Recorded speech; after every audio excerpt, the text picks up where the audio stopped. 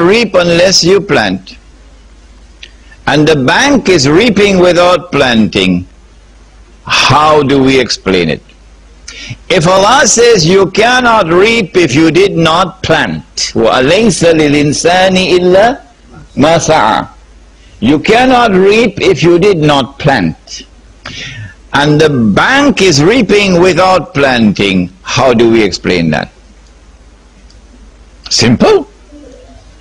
The bank is reaping what others are planting. The bank is reaping what others are planting. The banker, the money lender, is living off the sweat of others. He's like a pimp. He's like a pimp. The money lender who today is dressed up in civilized language and is called a banker is like a pimp. He lives off the sweat of others. That's what he is. This is oppression. This is dhulm. That one people sit down very comfortably in luxurious homes by the seafront and have swimming pools and drive Mercedes-Benz motor cars and go on vacations to Disneyland, while the rest of the people must work like jackasses in order to allow them to live the affluent life. Do not allow this poison of riba to enter and take control of the economy, because when it does, a blood-sucking predatory elite, a blood-sucking predatory elite. What's a predator? An animal that lives off the flesh of other animals. A blood-sucking predatory elite will now take control of the market, and they will suck the blood of the masses. And so when an economy is based on riba, the rich will keep on growing richer, while the masses grow poorer and poorer.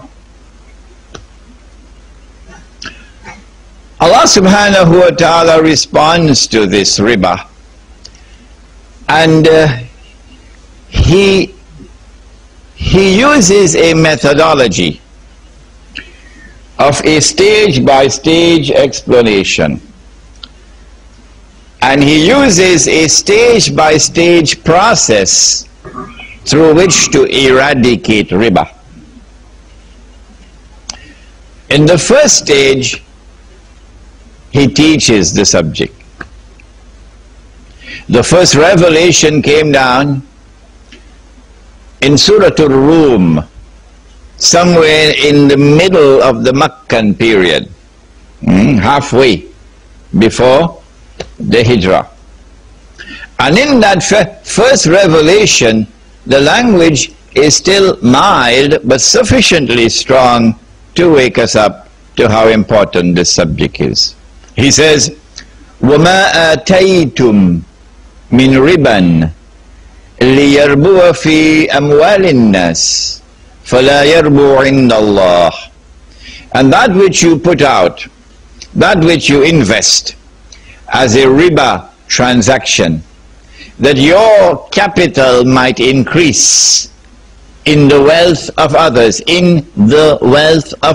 meaning at the expense of others. فَلَا يَرْبُو عِنْدَ اللَّهِ. It will not increase with Allah. Allah is displeased with this.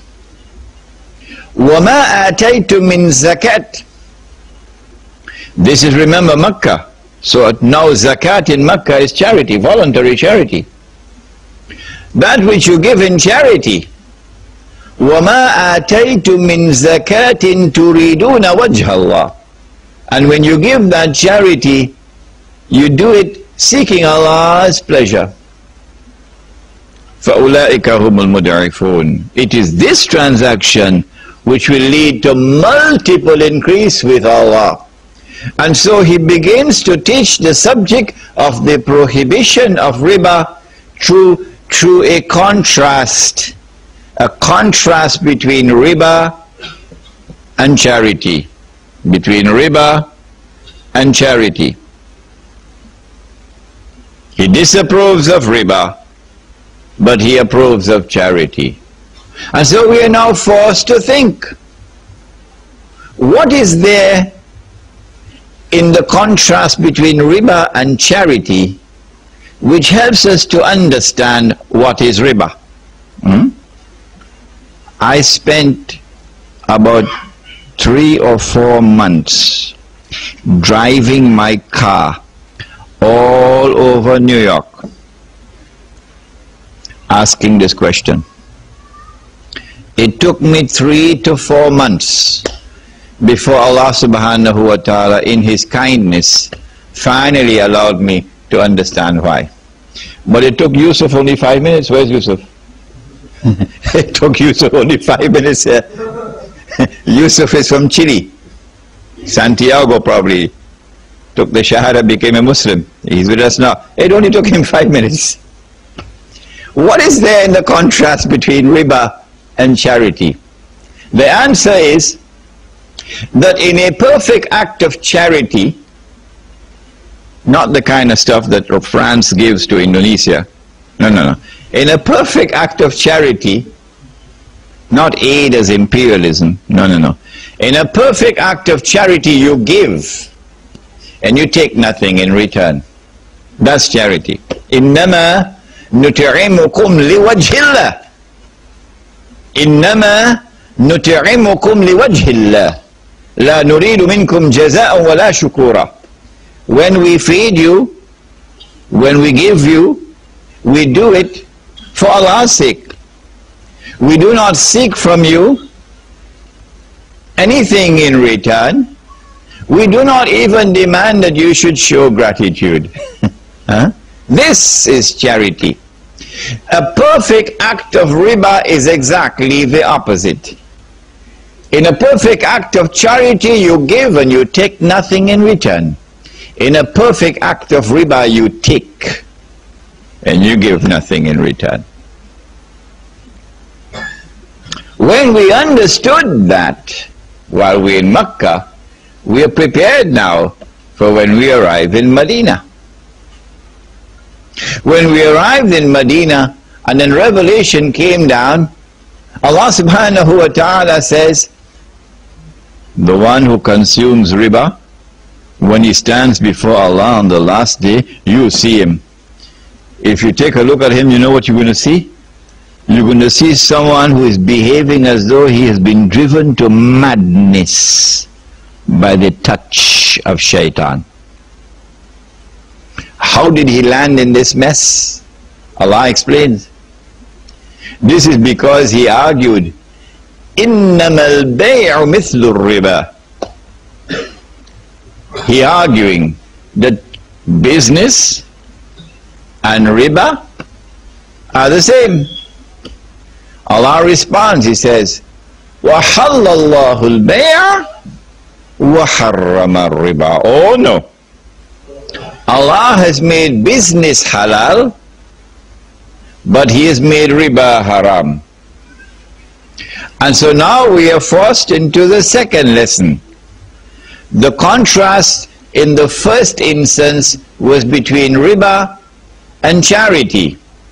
The contrast in the second lesson is between riba and business. What is there in business that is not there in riba? The answer is that it is in the essence of a business transaction that you must admit of the possibility of either a profit or a loss. If that is not there, it ain't riba, it ain't business. If it does not admit of the possibility of a profit or a loss, it ain't business. And so risk-free investments, that ain't business. It is in the essence of a riba transaction that the possibility of a loss is eliminated. The money lender is immunized from loss. He can only make a profit. He cannot suffer loss. In consequence of which,